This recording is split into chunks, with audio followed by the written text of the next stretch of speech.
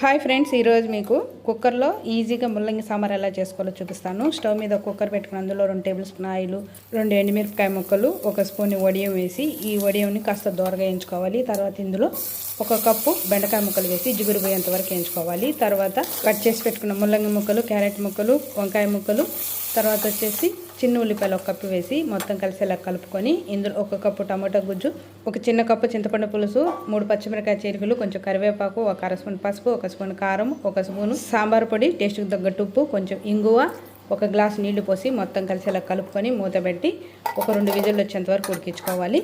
2 విజిల్లు వచ్చి కుక్కర్ కూడా చల్లారిపోయిందండి. 2 విజిల్కే ఇందులో వేసిన కాయలన్నీ బాగా ఉడికాయి. ఇప్పుడు ఇందులో ముందుగా ఉడికించి పెట్టుకున్న కందిపప్పు 1 కప్పు వేసి ఇందులో కలిసేలాగా బాగా కలుపుకొని 1 నిమిషం ఉడకనివ్వాలి. ఇలా 1 నిమిషం ఉడికిన తర్వాత ఇందులో సన్నగా కట్ చేసిన కొత్తిమీర 1 గుప్పెడంతా వేసి మొత్తం ఒకసారి కలిపి స్టవ్ ఆపేయాలి. ఇంతే ఫ్రెండ్స్, కుక్కర్లో ముల్లంగి సాంబార్ రెడీ అయిపోయిందండి.